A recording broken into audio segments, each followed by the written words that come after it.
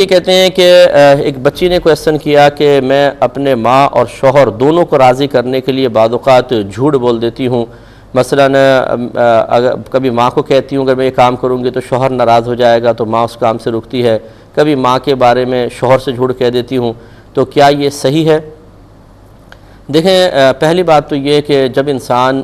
جھوٹ کی عادت بنا لے اور چھوٹے چھوٹے مسائل پر جھوٹ کی عادت بنا لے تو یہی اس کے اندر بہت بڑی تباہی پیدا کرتی ہے۔ ماں جب جھوٹی ہوتی ہے تو پھر بیٹی کے اندر بھی جھوٹ سرایت کرتا ہے، بچوں کے اندر سرایت کر جاتا ہے، کیونکہ وہ بہت سے جھوٹوں پر، ماں کے جھوٹ پر مطلع ہو جاتے ہیں اور پھر وہ اسی ماں کے ساتھ چلاکیاں کرتے ہیں۔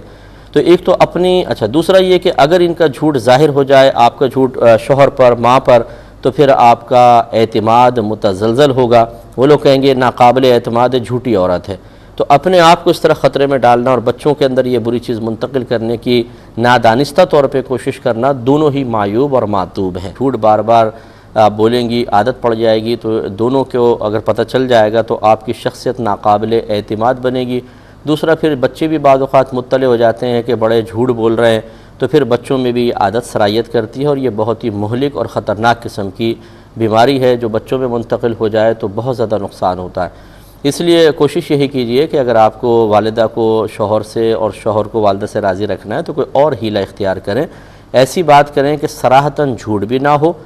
کہ کبھی اگر بعد میں مطلع ہوں تو آپ کہہ سکتی ہیں کہ آپ نے یہ سمجھا، میرا تو کہنے کا مطلب یہ تھا، یوں اس طرح اس کو توریہ کہتے ہیں کہ بات ایسی کرنا کہ دوسرا کچھ اور مفہوم لے اور آپ کا کہنے کا قصد و ارادہ کچھ اور ہو، اس طرح راضی کرنے کی کوشش کریں، لیکن صراحتاً جھوٹ ہرگز نہ بولیں۔ اور ضمناً میں بچیوں کے لیے خاص طور پہ والدین سے گزارش کرتا ہوں کہ اپنی بچیوں کو جھوٹ نہ سکھائیں۔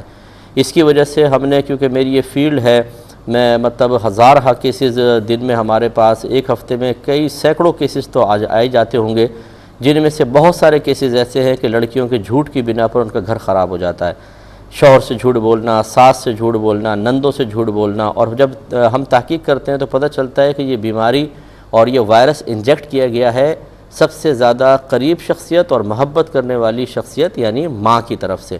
تو یہ پھر اپنی بچیوں کے ساتھ دوستی نہیں ہے، بہت بڑی دشمنی ہے کہ ان کو یہ چالاکی، عیاری اور مکاری سکھانا، کیونکہ جھوٹ بولنا اور جھوٹ بول کر یہ کہ دوسروں کو بیوقوف بنانا، یہ ہر جگہ مصلحتاً تو ہوتا نہیں ہے، پھر یہ عیاری، چالاکی اور مکاری کے اندر آتا ہے، اور جب کسی کی اس طرح ہوشیاریاں ظاہر ہو جاتی ہیں تو شوہر بھی اپنے آپ کو بالکل انسیف محسوس کرتا ہے کہ کچھ پتہ نہیں ہے، کل کو مجھ پہ بھی کوئی الزام لگا دی کہ جھوٹا اگر میں اس سے ذرا